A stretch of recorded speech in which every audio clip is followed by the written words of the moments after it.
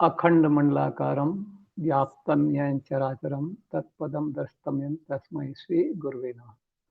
हम सब, आप भी और हम भी, उन सभी गुरुओं को नमन करते हैं जिन्होंने कण कण में व्याप्त परमात्मा की अनुभूति हमको कराने की कोशिश की है। इन शब्दों में हम हमारे गोपाल जी को अब भी नमन करते हैं। और आज बहुत कुछ चीजें जो गोपाल जी ने और पल्लवी मैडम ने हमको इन 2 दिनों में बताएं, उनसे संबंधित कुछ चीजें हम यहाँ पर आगे बढ़ाएंगे। Are you comfortable in Hindi? Hindi में ठीक है? जी, धन्यवाद। हिंदी में ही बोलिए, बहुत अच्छा समझ में आएगा हमें। जी जी, धन्यवाद।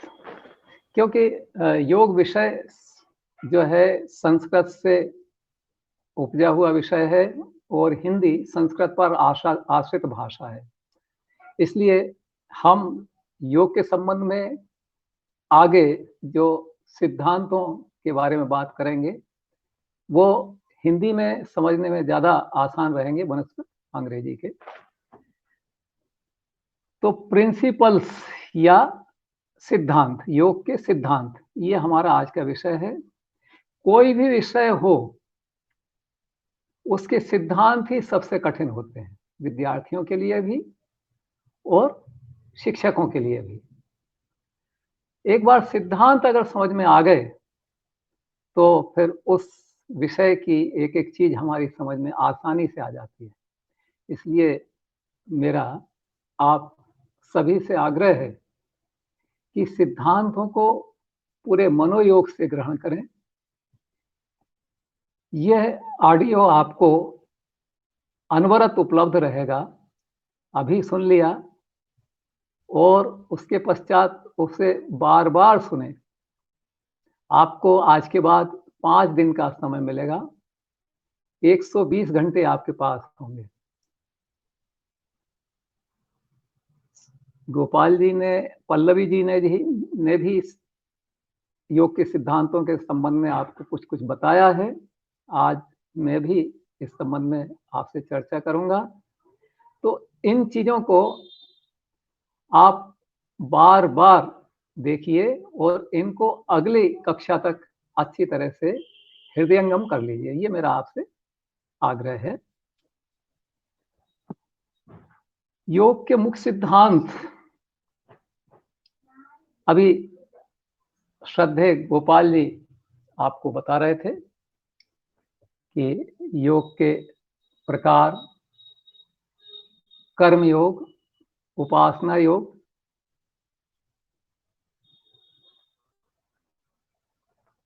ज्ञान योग और एक और है राजयोग। ये 2 धाराएं हैं राजयोग तक जाने की।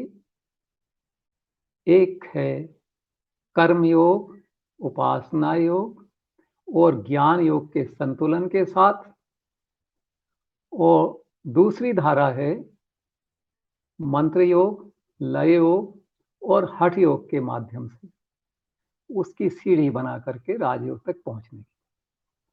कल गोपाल जी ने हम सबको बताया था कि धारणा, ध्यान और समाधि ये राजयोग कहलाता है। तो इस तक पहुंचने के लिए हमको कर्मयोग, उपासना योग और ज्ञान योग, इनका सहारा लेना होता है। 28 तत्वों का हम अच्छी तरह से अध्ययन कर लें, उनको समझ लें, तो ये योग के 3 प्रकार समझने में आसानी रहेगी। ये 28 तत्व हैं, 5 तन्मात्राएं: शब्द, स्पर्श, रूप, रस और गंध। जो ज्ञानेंद्रियां हैं, उनके जो विषय हैं उनको तन्मात्रा कहते हैं, और ये तन्मात्राएं हमारे पंच महाभूतों से संबंध रखती हैं। पंच महाभूत हैं आकाश, वायु, अग्नि, जल और पृथ्वी। हमारी 5 कर्मेंद्रियां हैं जिनसे हम काम करते हैं, जिनको बाहरी इंद्रिय भी कहते हैं। वो है हमारा कान, कर्ण, त्वक यानी त्वचा यानी स्किन, चक्षु यानी हमारी आईज, जिह्वा और जिससे हम रस लेते हैं, और नासिका यानी जिससे हम गंध ग्रहण करते हैं, स्मेल जिससे ग्रहण करते हैं। ये जो 5 कर्मेंद्रियां हैं, इनकी 5 ज्ञानेंद्रियां भी हैं। ये जो 5 मैंने आपको ज्ञानेंद्रियां बताई, इनकी 5 कर्मेंद्रियां भी हैं। तो 5 कर्मेंद्रियां हैं वाक, हस्त, पाद, उपस्थ और गुदा, पुरु। इनका आपस में संबंध है। जो आकाश तत्व है 5 महाभूतों में पहला, उसका शब्द तन्मात्रा से संबंध है, कर्ण ज्ञानेंद्रिय से संबंध है, और वाक यानी वाणी, हम जो बोलते हैं, मैं बोल रहा हूं, ये भी एक कर्मेंद्रिय है, आप सुन रहे हैं। इससे हमारे ये इस आकाश महाभूत का संबंध है। इसी तरह से वायु का संबंध स्पर्श से है। स्पर्श यानी किसी चीज को टच करके अनुभूति करना, और उसकी जो ज्ञानेंद्रिय है वो हमारी स्किन है, त्वचा है, और उसकी जो कर्मेंद्रिय है वो हमारे हाथ हैं। इसी तरह से अग्नि का जो तन्मात्रा है वो रूप है, शेप, उसकी ज्ञानेंद्रिय चक्षु यानी आंखें हैं, और कर्मेंद्रिय पैर, पाद हैं। इसी तरह से जल का जो विषय है या जल की जो तन्मात्रा है वो रस है, और जल की जो ज्ञानेंद्रिय है वो जिह्वा है, जिससे हम रस ग्रहण करते हैं, स्वाद ग्रहण करते हैं। और जल महाभूत का जो कर्मेंद्रिय है वो उपस्थ है, जिससे हम अपना द्रव त्याग करते हैं।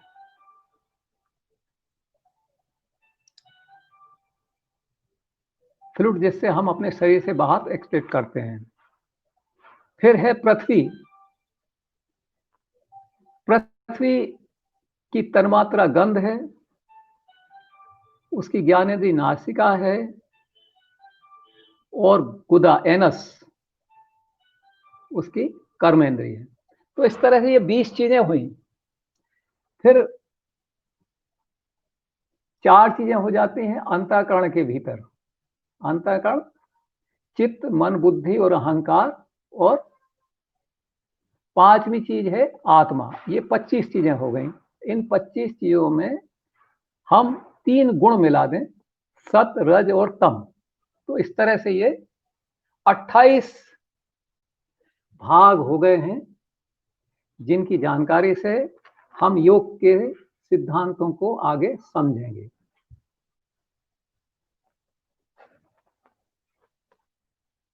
वेद के 3 कांड कहे गए हैं, कर्मकांड, उपासना कांड और ज्ञान कांड।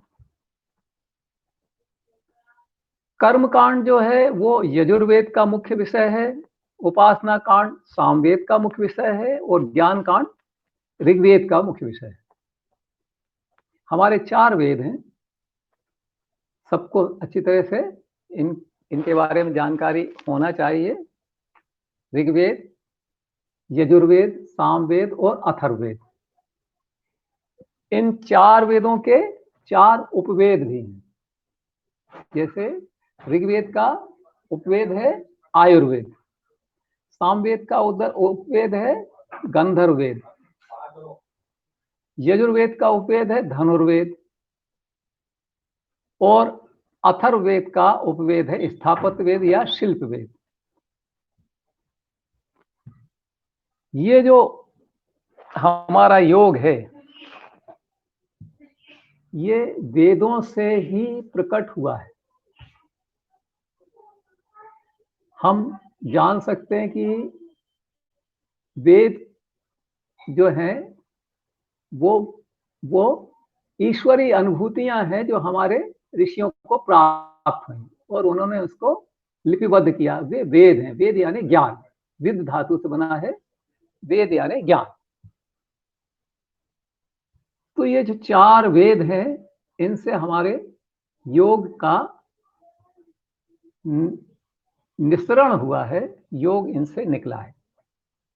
जो लोग वेदों से ज्यादा पुराना अगर सिंधु घाटी हड़प्पा की सभ्यता को मानते हैं तो उनके लिए भी बता दें कि वेद जो हैं वो भारतीय मनीषा के अनुसार उन सभ्यताओं से बहुत पहले के हैं। लेकिन अगर ये जो लोग सिंधु घाटी की सभ्यता को वेदों के पहले का मानते हैं तो योग उसके भी पहले सिद्ध होता है। सिंधु घाटी की सभ्यता में मोहनजोदड़ो और हड़प्पा में कुछ मूर्तियां मिली हैं जिसमें ध्यान की स्थिति है, पद्मासन की स्थिति है और वेदों के अनुसार, योग के अनुसार कुछ आसनों की आकृतियां वाली मूर्तियां मिली हैं, चित्र मिले हैं, सिक्के मिले हैं। तो उससे यह सिद्ध होता है कि दुनिया की जो सबसे पुरानी सभ्यताएं हैं उस समय भी हमारा योग प्रचलन में था। तो हम जो 3 कांडों की बात कर रहे थे, कर्म कांड, जैसा कि आदरणीय गोपाल जी ने आपको बताया, जो बहुत सरल परिभाषा भी आपको बताई है, योगा कर्मसु कौशलम। कर्म कांड का जो वेद है वो यजुर्वेद है। लेकिन जब हम योग से संबंधित किसी ग्रंथ की चर्चा करते हैं तो इसका ग्रंथ होता है श्रीमद् भागवत गीता, जिसमें निष्काम कर्म योग की शिक्षा दी गई है। भगवत गीता के संबंध में हम प्रत्येक भारतवासी का दायित्व है कि उसकी मोटी मोटी चीजों को हम समझें। आप लोगों ने जिन्होंने भी पढ़ा होगा उन्होंने पहले अध्याय में अर्जुन विषाद योग नामक जो अध्याय है उसमें अर्जुन की मना स्थिति को जाना होगा कि अपने ही सामने युद्ध में खड़े हुए हैं, उनको मारना पड़ रहा है, उन पर शस्त्र चलाना पड़ रहा है। जब अर्जुन के मन में ये भाव आया तो उसको मन में बहुत विषाद हुआ, बहुत दुख हुआ, बहुत तकलीफ हुई। हमारे जीवन में भी ऐसा होता है। धर्म क्षेत्र और कुरुक्षेत्र हमारे शरीर को इसलिए कहा जाता है कि शरीर के माध्यम से हम कर्म करते हैं, तो ये कुरुक्षेत्र है और इस शरीर में ईश्वर का निवास है, इसलिए धर्म क्षेत्र है।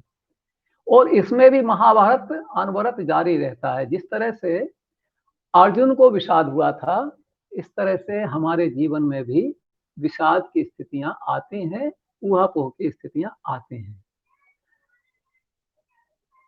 तब श्री कृष्ण ने अर्जुन को कहा कि तुम इस विषम स्थल में किस कायरता को प्राप्त हो रहे हो, ये तुम्हारे लिए योग नहीं है। तुम शस्त्र लेकर खड़े हो और युद्ध करो। अर्जुन ने कहा कि देखो, मैं जिनका सम्मान करता हूँ, जिनकी बात नहीं टालता, वे ही मेरे सामने खड़े हैं, मैं उनको कैसे मारूं? और मुझे ये भी नहीं पता कि वो जीतेंगे कि हम जीतेंगे। अरे इस तरह का अगर हम राज जीत भी गए सबको मार के, तो हम इस राज का करेंगे क्या? इस पर श्री भगवान ने कहा कि तुम अक्लमंदों जैसी बात करते हो, लेकिन ये नहीं जानते कि कोई मरता या कोई मारता कदापि नहीं है। यह जो शरीर है, ये शरीर हमेशा नहीं रहने वाला। हमारा जो अस्तित्व है इस शरीर के साथ नहीं है। हमारा अस्तित्व कुछ और ही है, जिसे आत्मा कहा जाता है। जैसे कपड़े बदल लेते हैं, इसी तरह से ये आत्मा अपना शरीर बदलता है। इस शरीर के संबंध में मोह रखना तुझे शोभा नहीं देता। तो स्थिर बुद्धि होकर के युद्ध कर। तब अर्जुन ने पूछा कि ये स्थिर बुद्धि क्या चीज होती है? तब भगवान ने कहा कि सुख में दुख में, इस संबंध में गोपाल जी ने भी आपको भी बताया, हानि में, लाभ में, जय में, पराजय में एक सी मना स्थिति को रखना, ये स्थिर बुद्धि कहलाती है। फिर तो अर्जुन ने पूछा कि देखो आप तो इतनी अच्छी बात कर रहे हो, लेकिन इस घोर कर्म में क्यों लगा रहे हो? ये जो कर्म है, ये मारपीट का कर्म, इसमें लगा रहे हो और ज्ञान की बात कर रहे हो। मैं तो बड़ा भ्रम में फंस गया हूँ, ऊहापोह की स्थिति में हूँ। मुझे साफ साफ बताइए कि मुझे क्या करना चाहिए। तब श्री कृष्ण ने ये कहा कि कोई भी व्यक्ति बिना कर्म के रह नहीं सकता। वो अपने स्वभाव के वशीभूत होकर के कर्म करेगा। कोई व्यक्ति कुछ नहीं तो सांस तो लेता ही है, भोजन तो करता ही है, चलता भी है, फिरता भी है। वो चाहे कि रुक जाए तो रुक सकता है क्या? फिर कर्म तो करना पड़ेंगे, चाहे वो खुद भगवान ही स्वयं क्यों ना हो। कर्म के बिना गुजारा नहीं है। जब कर्म करना है तो कर्म के बंधन में भी पड़ना है। गलत काम करेंगे तो उसका गलत परिणाम मिलेगा, अच्छा काम करेंगे तो अच्छा परिणाम होगा। लेकिन जब इन कर्म को निष्प्रह भाव से, अनासक्ति के भाव से, निष्काम भाव से करेंगे तो हम कर्म के बंधन में नहीं पड़ेंगे। इसलिए योगः कर्मसु कौशलम, ये कहा है दूसरे अध्याय के 50वें श्लोक में कि इस तरह से काम करना जो है वो कर्मों की कुशलता है और यही योग है। गोपाल जी ने भी आपको यही बताया। भगवान ने कहा योगस्था कुरु कर्माणि संगम त्यक्त्वा धनंजय सिद्धिम असिद्धिम समभूत्वा समत्वम योग उच्यते। कि देखो सिद्धि हो चाहे असिद्धि हो, हार हो चाहे जीत हो, तुम तो योग में स्थित होकर के अपने कर्म को करो। ये जो समत्व का भाव है यही योग है। तो ये जो शिक्षा है ये कर्म योग की शिक्षा गीता में दी गई है। जब भी आपको अवसर मिले, मैंने सारांश में आपको उसकी विषय वस्तु बताने की कोशिश की है कि गीता इस तरह से हमको कर्मयोग की शिक्षा देती है कि हम संतुलित होकर युक्ताहार विहारस्य युक्त चेष्टस्य कर्मसु युक्त स्वप्नावबोधस्य योगो भवति दुखा, उस दुख को दूर करने वाले योग को प्राप्त करें जो युक्त आहार, हमारा भोजन युक्त हो, बिल्कुल संतुलित हो, हमारा आचरण संतुलित हो, हमारा व्यवहार संतुलित हो, हमारी निद्रा संतुलित हो। ये जब संतुलित होकर के हम काम करेंगे तो वो हमारा क्या होगा? कर्म योग होगा। तो इस कर्म योग को ही प्राप्त करने के लिए हम इस ग्लोबल योगा अलायंस के इस पाठ्यक्रम में सम्मिलित हो रहे हैं। इसके पश्चात दूसरी बात आती है उपासना योग। उपासना यानी समीप में आसन ग्रहण करना। किसके समीप में? ईश्वर के, परमपिता परमात्मा के। इसको दूसरी भाषा में भक्ति योग भी कहते हैं। भक्ति और प्रपत्ति, ये दो भाग हैं भक्ति के। प्रपत्ति कहते हैं जब भक्त अपना सर्वस्व ईश्वर के अर्पण करके निर्द्वंद हो जाता है, निर्भय हो जाता है, उसका कुछ भी नहीं रहता, उसको प्रपत्ति बोलते हैं। और ईश्वर से अगाध प्रेम करता है, उसकी शरणागत हो जाता है, उसको भक्ति बोलते हैं। तो ये जो भक्ति है, इसके माध्यम से प्रपत्ति तक जाते हैं और प्रपत्ति के माध्यम से ज्ञान तक पहुंचा जाता है। उस स्थिति में पहुंच जाते हैं जहां पर जो भी गलत चीजें हैं, जो भी माया है, जो सांसारिक झूठ हैं, उनसे मुक्ति प्राप्त हो जाती है। योगा चित्तवृत्ति निरोधा वाली स्थिति इससे भी प्राप्त होती है। नारद भक्ति योग के प्रणेता माने जाते हैं। उन्होंने नवधा भक्ति का अपने नारद भक्ति सूत्र में 16 से लेकर के और 18 तक इसका वर्णन किया है कि 9 प्रकार की भक्ति है, 9 प्रकार की उपासना है। ये 9 प्रकार की उपासना श्रवण यानी सुनना, भगवान के बारे में सुनना, जैसे राजा परीक्षित ने सुना। कीर्तन, उनका कीर्तन करना जैसे नारद जी करते हैं। स्मरण, उनकी याद करना जैसे द्रौपदी ने किया। पाद सेवन यानी उनकी सेवा करना जैसे हनुमान जी ने की। अर्चन, उनकी अर्चना करना, उनको मनाना जैसा सबरी ने किया। वंदन, उनको नमस्कार करना जैसे कोई शिष्य अपने गुरु को करता है, उनकी वंदना करना। दास, बिल्कुल दास भाव, जैसे उनके सेवक बन जाना ईश्वर के, वो दास भाव। साख्य भाव, मित्रता कर लेना जैसे अर्जुन ने श्री कृष्ण से मित्रता कर ली। और आत्मनिवेदन, अपना अंतर का पट खोल करके पूरी तरह से आत्मनिवेदन करना, जैसे मान लीजिए बलि ने किया या दूसरे जितने भक्त हैं, हमारे गांधी जी ने भी ऐसा ही आत्मनिवेदन ईश्वर से किया जिससे वो इतनी ऊंचाइयों पर पहुंचे। तो ये जो नवधा भक्ति जिसको कहते हैं, ये उपासना का नारद भक्ति सूत्र में दिया गया 9 प्रकार थे। भक्ति यदि प्राण है तो शरीर योग है।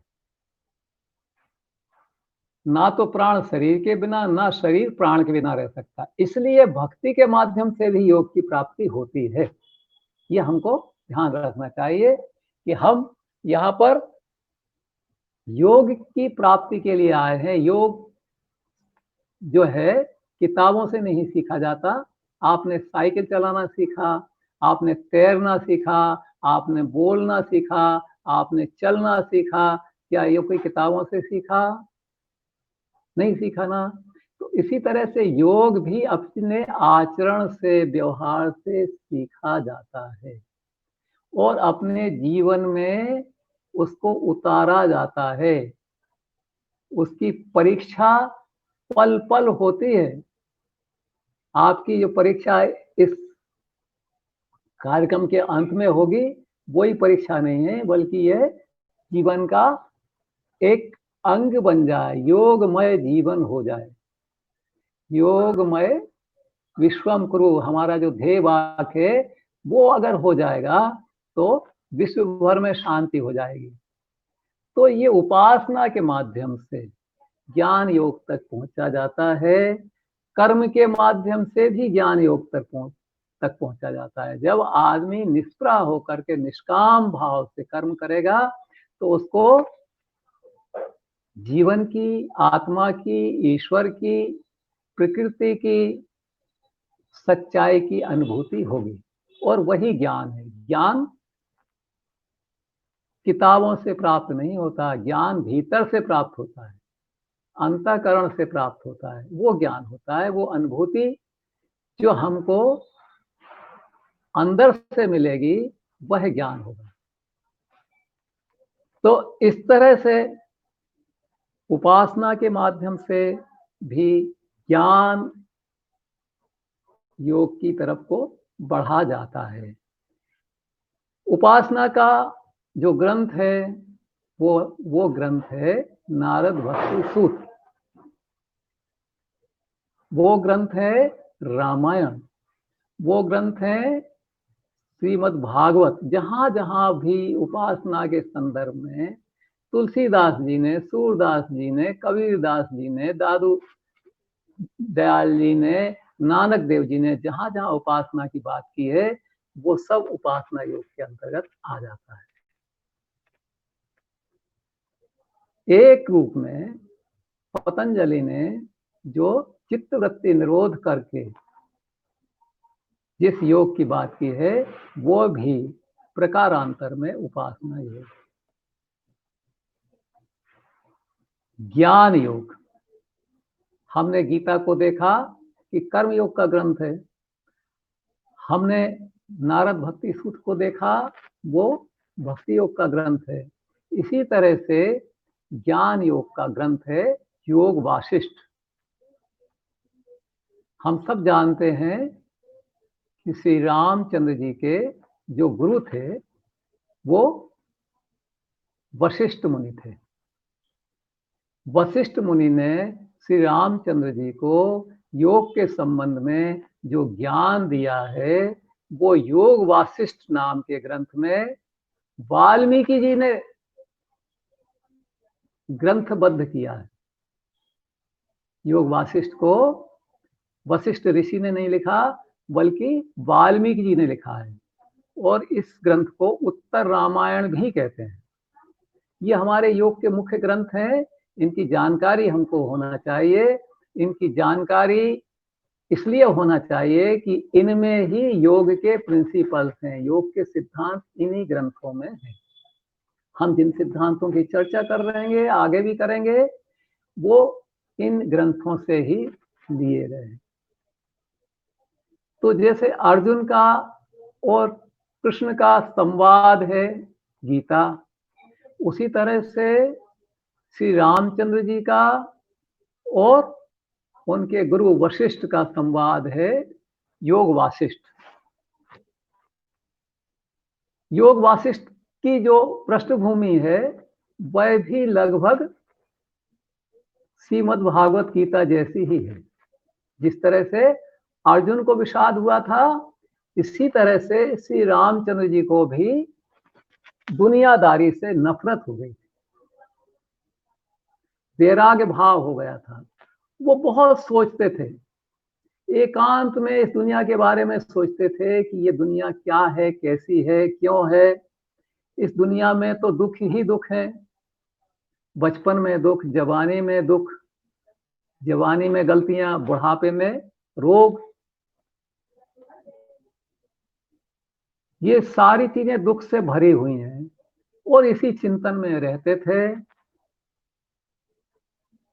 ना खाते थे ठीक से, ना ठीक से लोगों से मेल जोल रखते थे, ना ठीक से अपना मनोरंजन ही करते थे, ना ठीक से ही राजकाज में हाथ बटाते थे। ऐसी स्थिति जब उनकी थी, तब विश्वामित्र नाम के ऋषि दशरथ जी के पास आए और उन्होंने दशरथ जी से कहा कि हमको यज्ञ कार्य में राक्षसों के द्वारा बहुत अधिक विरोध का सामना करना पड़ता है। हम जब अच्छे काम करते हैं तो वहां जो असुर हैं वो उन अच्छे कामों को करने भी नहीं देते और अच्छे काम करने वालों को मौत के घाट उतार देते हैं। तो उनसे बचने के लिए हम आपके राम और लक्ष्मण पुत्रों को लेने के लिए आए हैं, आप उनको दीजिए ताकि हम उन राक्षसों से अपने यज्ञ कार्य को बचा सकें। दशरथ जी ने कहा कि रामचंद्र जी को ले जाके आप क्या करेंगे, वो तो खोए खोए रहते हैं, किसी चीज में उनका मन नहीं लगता, आपके यज्ञ की रक्षा में भी उनका मन नहीं लगेगा। तब विश्वामित्र ने उनको राज दरबार में बुलाया रामचंद्र जी को। रामचंद्र जी को शिक्षा देने के लिए विश्वामित्र ने वशिष्ठ जी को कहा कि रामचंद्र जी का ये जो भाव है ये बहुत अच्छा भाव है, आप इनको शिक्षा दीजिए ताकि अपने कर्तव्य कर्म में लग जाएं, इनको ज्ञान दीजिए। तो वशिष्ठ ने पूछा कि मेरे सामने ज्ञान लेने ये कौन खड़ा है। रामचंद्र जी ने कहा कि ये कौन खड़ा है, यही तो समस्या है, मैं यही जानना चाहता हूं कि आपके सामने ये कौन खड़ा है, अर्थात मैं कौन हूं।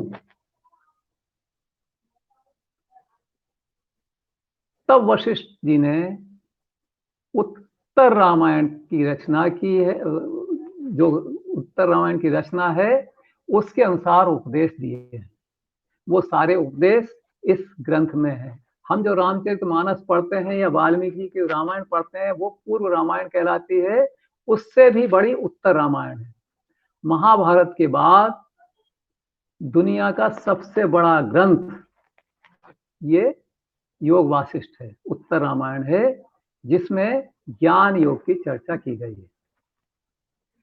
ज्ञान योग की चर्चा हमारे वेदांत में भी है। वेदांत यानी ब्रह्म सूत्र और उपनिषद। हमारे जो चार हमने वेदों की बात की थी, वो वेदों के जो भाग हैं वो है संहिता, ब्राह्मण, आरण्यक और उसके बाद उपनिषद। तो उपनिषद में उन सिद्धांतों को दृष्टांतों के द्वारा सरल भाषा में समझाया गया है और उस सरल भाषा में समझाने के दौरान कई स्थानों पर योग की चर्चा भी आई है, चाहे वो कठोपनिषद हो, चाहे वो मुंडक उपनिषद हो, चाहे मांडूक उपनिषद हो। ये उपनिषद हमारी संस्कृति के खजाने हैं। योग का इनमें विस्तार से वर्णन है। आपने सत्यमेव जयते पढ़ा होगा, ये मुंडक उपनिषद का वाक्य है। इस तरह से उपनिषदों में, ब्रह्म सूत्र में और योग वासिष्ठ में जिस ज्ञान के बारे में कहा गया है वो ज्ञान योग है या ज्ञान कांड है। ज्ञान कांड को प्राप्त करने के लिए जो विभिन्न अंग हैं वो हैं श्रवण, मनन और निधिध्यासन। आप ज्ञान को सुनिए, उस समय सुनने की व्यवस्था थी, उस पर मनन कीजिए और उसका आचरण कीजिए। लेकिन श्रवण ऐसे ही नहीं हो पाता था। श्रवण तक पहुंचने के लिए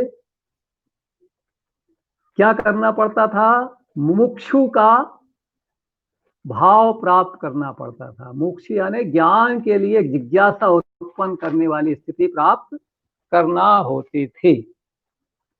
तो मुमुक्षु बनने के लिए साधन चतुष्टय से होकर जाना पड़ता था। ये सब ज्ञान योग के अंग हैं। तो ये साधन चतुष्टय क्या है? साधन चतुष्टय है, चतुष्टय यानी चार साधन: विवेक, सही का गलत का निर्णय करने वाला ज्ञान, विवेक। वैराग्य, वैराग्य यानी कि देखे सुने हुए सारे वस्तुओं से, सारी चीजों से, सारी महत्वाकांक्षाओं से निवृत्त होना। तो पहले विवेक, उसके बाद वैराग्य, लालच का पूरी तरह से खत्म हो जाना, और उसके बाद षट संपत्ति, षट यानी 6 संपत्तियां। उस 6 संपत्तियां हैं सम, दम, तितिक्षा, उपरति, श्रद्धा और समाधान। समता में स्थिर रहना, इंद्रियों का दमन करना, और इस तरह से ये हमको षट संपत्ति में, तितिक्षा यानी एक बहुत गंभीर, बहुत तेज भूख ज्ञान के प्रति, वो पैदा करना। उपरति यानी बाकी की चीजों से, सांसारिक चीजों से अपने ध्यान को हटा लेना। श्रद्धा यानी गुरु में, पुस्तकों में पूरी श्रद्धा रखना। और समाधान यानी उससे अपनी प्रश्नों का उत्तर प्राप्त, समाधान प्राप्त करना। इन चीजों के बाद ही मुमुक्षुत्व प्राप्त होता था। गुरु जो था वो सीधा हर किसी को उपदेश नहीं देता था, बल्कि उसके पहले उस शिष्य को इन 4 सीढ़ियों से होकर के जाना पड़ता था, जिनमें से तीसरी सीढ़ी के 6 अंग थे। उन 6 अंगों से गुजर करके फिर चौथी सीढ़ी पर पहुंचा जाता था, तब जाकर के गुरु ज्ञान देता था। तो इस प्रकार से जो ज्ञान योग है, ये वेदांत में इस तरह से दर्शाया गया है, और योग वासिष्ठ में इसके 7 तरीके बताए हैं। वो 7 ज्ञान की भूमिकाएं बताई हैं। शुभेच्छा यानी कि अच्छी इच्छा करना, ज्ञान की इच्छा करना। विचारना, उसके ऊपर विचार करना। तनुमानसा यानी मन को बिल्कुल तनु कर लेना, डायल्यूट कर लेना। सत्वापत्ति, सत्व में आत्मा का निवास करा देना।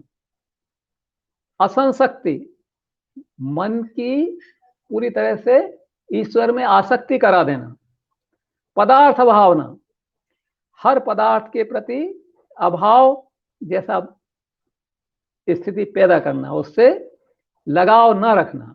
और तुर्यगा, तुर्यगा यानी अंतिम स्थिति, जो ईश्वर के स्वरूप में स्थिति कह सकते हैं। तो ये जो 7 ज्ञान की अवस्थाएं हैं, ये वशिष्ठ जी ने श्री रामचंद्र जी को अपने ज्ञान योग के संबंध में श्री रामचंद्र जी को ज्ञान दिया। वो ये ज्ञान योग का हिस्सा बने हैं। तो ये जो कर्म योग, उपासना योग, ज्ञान योग, इसके माध्यम से ही आगे बढ़ करके और राजयोग तक, धारणा, ध्यान, समाधि तक पहुंचा जाता है। विवेकानंद ने इस धारा को पूरे विश्व में प्रचलित किया। उन्हीं के नाम से इसको राजयोग की संज्ञा दी गई है। राजयोग यानी जो योग में राजा है, जो शासक है, एक अर्थ ये हुआ। दूसरा अर्थ होता है राज, राज की बात, या उन लोगों का योग जो राजकाज में हिस्सा लेते हैं। तो ये हमने आपको 4 प्रकार के योग के बारे में बात की। ये 4 प्रकार के योग आगे चल करके इनको हम दूसरे रूप में बात करेंगे। ये जो है क्लासिकल योगा, या जिनको हम पतंजलि प्रणीत या हिरण्यगर्भ प्रणीत योग कहेंगे, या वैदिक योग कहेंगे, उस दृष्टि से ही हमने 4 हिस्सों में योग की बात की। अब दूसरा पाशुपत योग की कल गोपाल जी ने बात की थी। उसके दृष्टिकोण से जब हम देखेंगे तो योग साधना की 4 स्वतंत्र शैलियां आती हैं। वो है मंत्र योग, लय योग, हठ योग और राजयोग। हमने इस कार्यक्रम की शुरुआत में एक मंत्र का 3 बार उच्चारण किया था। वो बीज मंत्र है, उस बीज मंत्र का गीता में भी उपदेश है, उस बीज मंत्र का योग वासिष्ठ में भी उपदेश है, उस बीज मंत्र को पतंजलि के योग दर्शन में भी कहा गया है, और उस बीज मंत्र को कठोपनिषद, नाद बिंदु उपनिषद, ध्यान बिंदु उपनिषद आदि उपनिषदों में भी विस्तार से कहा गया है। उस मंत्र पर बहुत रिसर्च हुई है, नासा ने भी उसमें काफी रुचि ली है। वो मंत्र है ओम। इस ओम मंत्र के संबंध में इतना ही कहा जा सकता है कि हमको अगर कोई मंत्र नहीं आता तो इसका ही उच्चारण कर लें। गोपाल जी ने क्रोध को वशीभूत करने के लिए एक बहुत अच्छा अभ्यास बताया था, डीप ब्रीदिंग। ये जो ओम मंत्र का उच्चारण है, ये उसका ही दूसरा रूप समझ लीजिए। इस ओम मंत्र के उच्चारण में हमको गहरी श्वास लेना है और आ उ मा, ब्रह्मा विष्णु महेश, सत रज तम, इसका वाचक जो शब्द है आ उ मा, उनका उच्चारण करना है। ये उच्चारण हमको सुनने में बड़ा सरल लगता है, लेकिन इस पर काफी रिसर्च हुई है, और उन रिसर्चों का परिणाम ये है कि इससे हमारे शरीर के जो सिस्टम्स हैं, चाहे वो हमारे रेस्पिरेटरी सिस्टम हो, चाहे वो हमारा सर्कुलेटरी सिस्टम हो, चाहे वो हमारा नर्वस सिस्टम हो, चाहे वो हमारा इंडोक्राइन सिस्टम हो, चाहे वो हमारा इम्यून सिस्टम हो, ये सब स्टिमुलेट होते हैं, बूस्ट होते हैं। इनकी कार्य करने की क्षमता में वृद्धि होती है। इसका प्रमाण अगर आपको देखना है तो आप किसी बीमार व्यक्ति को लीजिए और एक पल्स ऑक्सीमीटर लीजिए। उस बीमार व्यक्ति की जो ऑक्सीजन है उसको चेक कीजिए उस पल्स ऑक्सीमीटर के माध्यम से, और उसके बाद उसको इस ओम का उच्चारण कराइए, जैसे हमने इस कार्यक्रम की शुरुआत में किया। और उस उच्चारण कराने के बाद में फिर से उसके ऑक्सीजन को नापिए, तो उसकी ऑक्सीजन का लेवल आपको बढ़ा मिलेगा। पहले अगर वो 90% था तो हो सकता है वो 95% मिले। ये प्रमाण है। हम स्वयं भी जब हताश, निराश, थके हुए अपने आप को महसूस करें तो इसका प्रयोग कर सकते हैं। ये जो देखने में छोटी छोटी चीजें हैं, जो हमारे योग विधा की अमूल्य संपत्तियां हैं, इनके वैज्ञानिक प्रमाण हैं, ऐसे ही नहीं बताए गए हैं। ये बहुत सालों से प्रचलन में थी। योगियों ने, ऋषियों ने, मुनियों ने इनको अपनी तपस्या से प्राप्त किया था, लिपिबद्ध किया था, लेकिन पाश्चात्य शिक्षा की चकाचौंध में इनको अंधविश्वास समझा जाता था। लेकिन आज विज्ञान इतना आगे बढ़ गया है कि उसने इनके प्रभाव को सेलुलर लेवल तक देखा, एटॉमिक लेवल तक देखा, तो ये पाया कि ये जो दावा किया गया है ऋषियों मुनियों के द्वारा या योग शास्त्र के द्वारा, ये सत्य है। तो ये आज हमारा ये इस पीरियड का समय लगभग 50 मिनट पूरे होने वाले हैं, 3 मिनट और हैं। तो ये जो मंत्र है, एक छोटा सा मंत्र, इसी प्रकार से गायत्री मंत्र है, या महामृत्युंजय मंत्र है, या 12 अक्षर मंत्र है, या दूसरे बीज मंत्र हैं, अपने जो षट चक्रों को जागृत करने के लिए लम वम रम यम हम, ये जो मंत्र हैं ये विशेष प्रभाव डालते हैं। और इन मंत्रों के माध्यम से योग की जो स्थिति प्राप्त की जाती है वो मंत्र योग है। मंत्र क्या है? नाम और रूप, उसको कहने की बात या उसका प्रतीक। और जब हम उस किसी प्रतीक का नाम लेंगे तो उस प्रतीक के गुण भी हम पर प्रभाव डालेंगे। तो मंत्र योग की जो समाधि है उसको महाभाव समाधि कहते हैं और उसके ध्यान को स्थूल ध्यान कहा जाता है। योग चूड़ामणि में, योग शिखा उपनिषद आदि में इसके बारे में विशेष बताया गया है, जिसमें सोहम मंत्र भी काफी विस्तार से कहा गया है। तो इस ओम मंत्र के संबंध में हम चर्चा कर रहे थे, जिसका विभिन्न ग्रंथों में काफी विस्तार से तज्जपत तदर्थ भावनम इत्यादि से कहा गया है कि उसके जप से उस परमात्मा का भाव पैदा हो जाता है। तो इस तरह के मंत्रों से ही सुषुम्ना का दर्शन हो जाता है, तत्व का साक्षात्कार हो जाता है। तो ये हुआ हमारा मंत्र योग। 10 मिनट का आपका जो अंतराल होगा, उसके बाद हम इस संबंध में लय योग, हठ योग और राजयोग की चर्चा करेंगे। उसके बाद अष्टांग योग की चर्चा करेंगे। ये सारी चर्चाएं आपके लिए